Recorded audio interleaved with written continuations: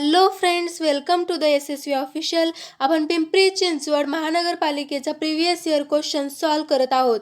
यामध्ये 21st question आहे. In a survey work a well condition triangle no angle should be less than.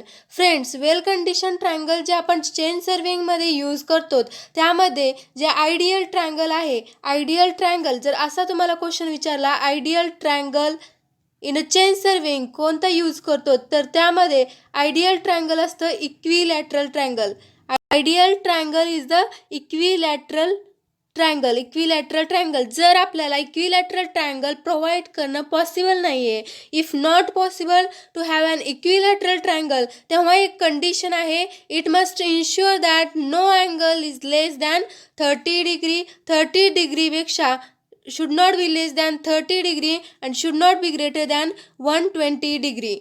तर 30 डिग्रीपेक्षा कमी असू नये अँगल अँड 120 डिग्रीपेक्षा जास्त असू नये. यामध्ये जे आयडियल ट्रायंगल आहे, आपण जे म्हणलं इक्विलॅटरल ट्रायंगल 60 डिग्री आणि हे 60 डिग्री.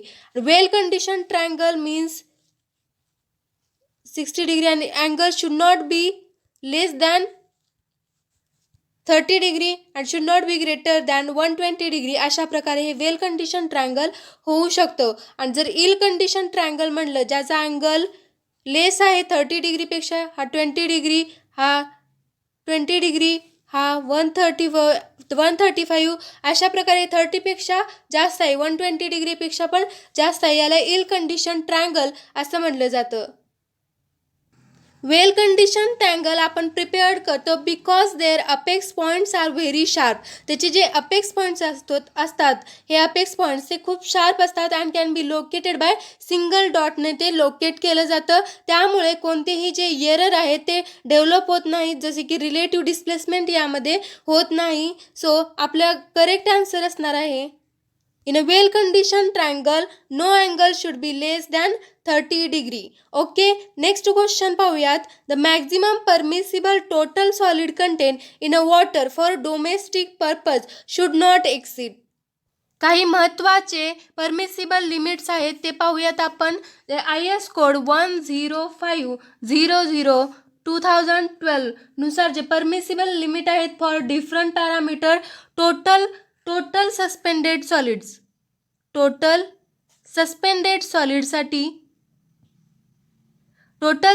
सॉलिडसाठी ॲक्सेप्टेबल लिमिट आहे 500 and permissible limit in absence of alternate source. जर अल्टरनेट सोर्स जर अब्सेन्स असेल तर 2000 पर्यंत हे जाऊ शकते लिमिट.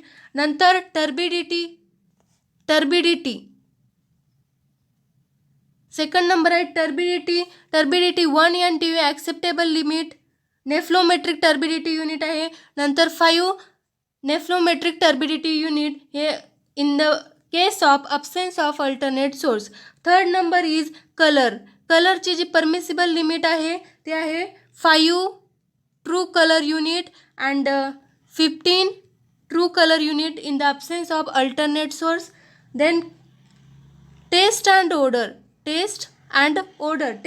ऑर्डरमध्ये 1 threshold order number and 3 threshold order number in the absence of alternate source.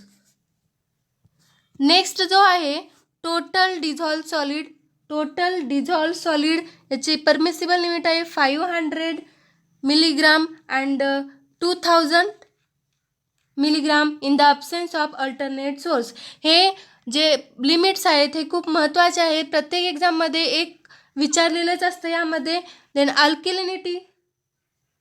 अल्किलिनिटीची limit आहे 200 अँड 600. आता यामध्ये अल्किलिनिटी अँड हार्डनेसचं सेम असतं. अल्किलिनिटी अँड हार्डनेसचं काय असतं, सेम असतं 200 अँड 600. देन pH माहीत असेल तुम्हाला 7 to 8.5 and should not be less than 6.5 and should not be greater than 9.2. आणि आपल्याला विचारलेलं आहे maximum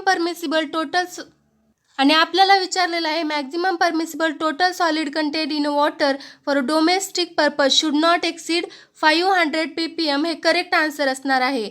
next question is a tie line in a chain surveying check the accuracy of the framework, enable the surveyor to locate the interior details which are far away from the main chain lines, fix up the directions of all other lines and all of the above. Chain surveying मध्ये जे आपण tie line use करतो if the distance tie line आणि अजूनही काही offsets पण आपण provide करतो.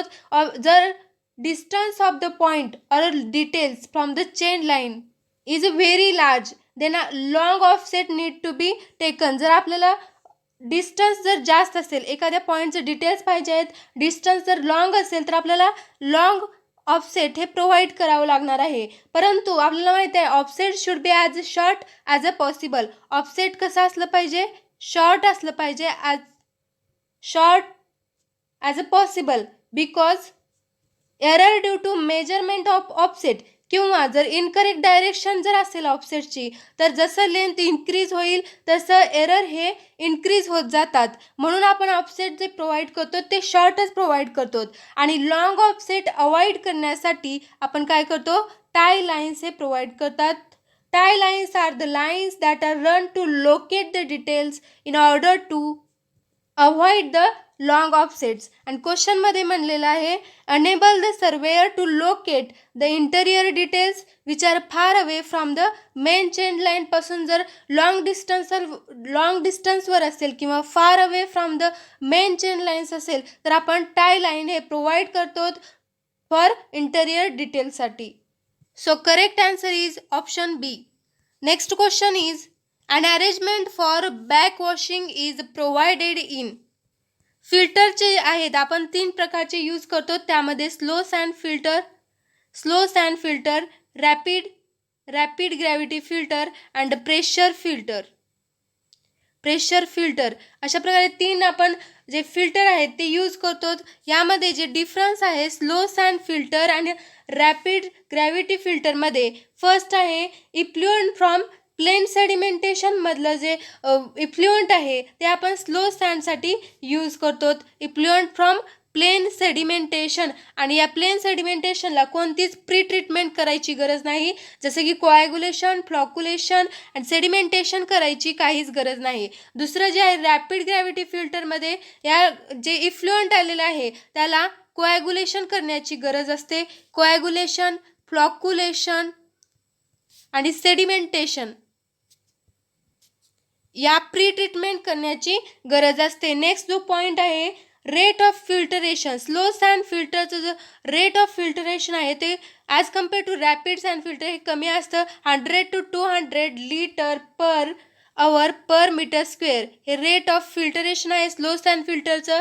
तर रॅपिड ग्रॅव्हिटी फिल्टरचे जे रेट आहे ते 30 टाइम्स काय असणार आहे, 30 टाइम्स मोर असणार आहे, म्हणजेच 3000 to 6000 litre per hour per metre square. Slow sand फिल्टरसाठी 100 to 200. नेक्स्ट जे पॉईंट आहेत प्लेन सेडिमेंटेशनमध्ये पोस्ट ट्रीटमेंट जे असतात, पोस्ट ट्रीटमेंटमध्ये डिसइन्फेक्शन नॉट रिक्वायर्ड. डिसइन्फेक्शन करण्याची गरज नसते कारण ते very effective in removing the bacteria. लक्षात ठेवा स्लो सँड फिल्टर हे इफेक्टिव्ह आहे रिमूव्हिंग द बॅक्टेरिया आणि यामध्ये रॅपिड सँड फिल्टरमध्ये डिसइन्फेक्शन करण्याची गरज असते. डिसइन्फेक्शन करण्याची गरज असते कारण ते less efficient in a bacteria removal असतं. 80 to 90% बॅक्टेरिया रिमूव्ह करतं रॅपिड सँड फिल्टर. यामध्ये फोर्थ पॉईंट आहे मेथड ऑफ क्लिनिंग कशा प्रकारे केली जाते. आपण जे फिल्टर यूज करतो वॉटर फिल्टर करण्यासाठी त्याला सुद्धा क्लिनिंग करावं लागतं आणि मेथड ऑफ क्लिनिंग यामध्ये आहे स्क्रॅपिंग. जे टॉप लेअर आहे 1.5 to 3 सेंटीमीटर 1.5 to 3 सेंटीमीटर इतकी जे लेअर आहे टॉप लेअर ते आपण काय करतो रिमूव्ह करतो, स्क्रॅप करतो आणि देन वॉशिंग करतो. पण रॅपिड सँड फिल्टरमध्ये एक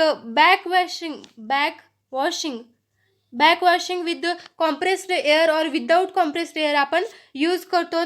आणि जे क्वेश्चनचा आन्सर आहे आपला arrangement for a back washing is provided in rapid sand filter option C हे करेक्ट आन्सर होणार आहे. नेक्स्ट क्वेश्चन पाहूयात. The most commonly use disinfectant for drinking water throughout the world is. Disinfection म्हणजे process of killing the bacteria, जे bacteria राहतात किंवा inactivation of harmful micro ऑर्गॅनिझम्सला किंवा बॅक्टेरियाला किल करणं म्हणजेच डिसइन्फेक्शन प्रोसेस आहे. यामध्ये फिजिकल किंवा केमिकल प्रोसेस आपण यूज करतो. आणि जे फर्स्ट अलम आहे, अलम हे फर्स्ट ऑप्शन जो अलम आहे, अलम हा कोॲग्युलंट आहे जे सेडिमेंटेशन प्रोसेसमध्ये यूज केलं जातं. कोॲग्युलंट आहे अलम, मोस्ट कॉमनली यूज्ड कोॲग्युलंट अलम हे आहे. Nitrogen, lime and chlorine. Chlorine is disinfectant, most commonly used disinfectant आहे क्लोरीन. आणि क्लोरीन यूज केलं जातं in the form of bleaching powder, as free chlorine म्हणून किंवा क्लोरामाइन्स म्हणून, क्लोरीन डायऑक्साईड म्हणून आपण क्लोरीन हे यूज करतो. Next question is the main object of sewage disposal is. Sewage डिस्पोजलचे मेन ऑब्जेक्ट काय आहेत?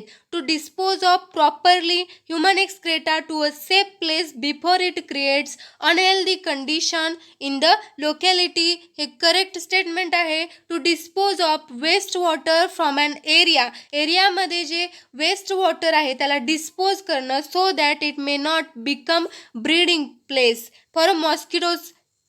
To dispose of the sewage after giving it treatment so that the receiving land may not get polluted. आणि जे land pollute होऊ नये म्हणून ते dispose करणं सिवेज, त्याचे हे सगळे जे आहेत ते सिवेज डिस्पोजलचे मेन ऑब्जेक्ट आहेत. So correct answer is option D.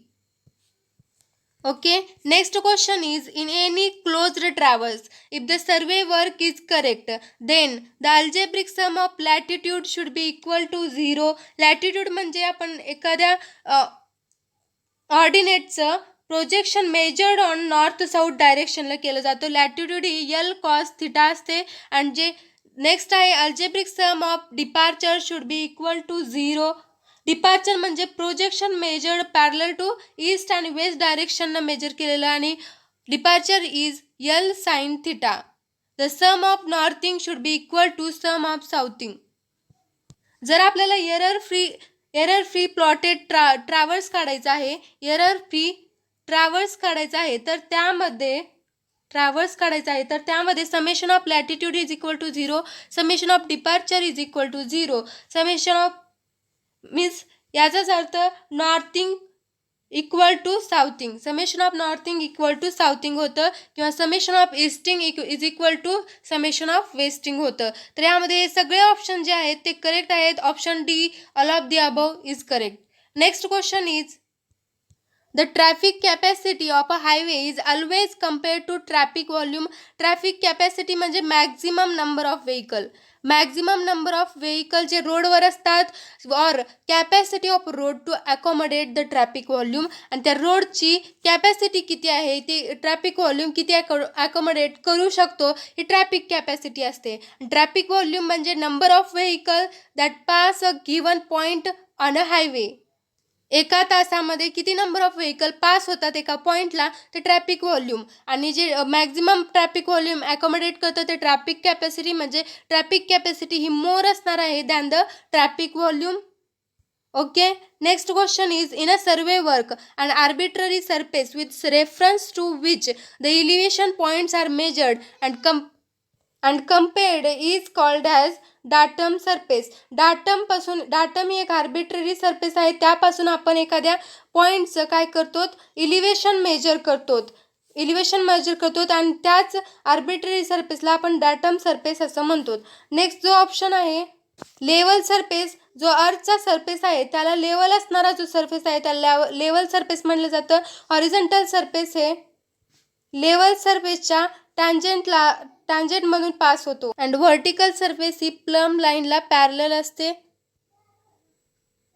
So correct answer is datum surface. Next question in sewerage network a drop manhole is provided if. Drop manhole केव्हा प्रोव्हाइड केला जातो? ड्रॉप मॅनहोलची फिगर पहा. यामध्ये हा branch सिवर आहे, branch सिवर आणि हा मेन सिवर आहे. तर ऑप्शनमध्ये branch sewer discharge into the main sewer at a higher level हे करेक्ट आन्सर असणार आहे. म्हणजे ड्रॉप मॅनहोल हे प्रोव्हाइड केलं जातं when branch sewer discharge into the main sewer at a higher level किंवा drop manhole are provided when there is a change in elevation of a ground level. Ground लेवलचं जर elevation change झालेलं असेल तर drop manhole ही use केलं जातं. Okay friends, भेटूयात next सेशनमध्ये. थँक्यू.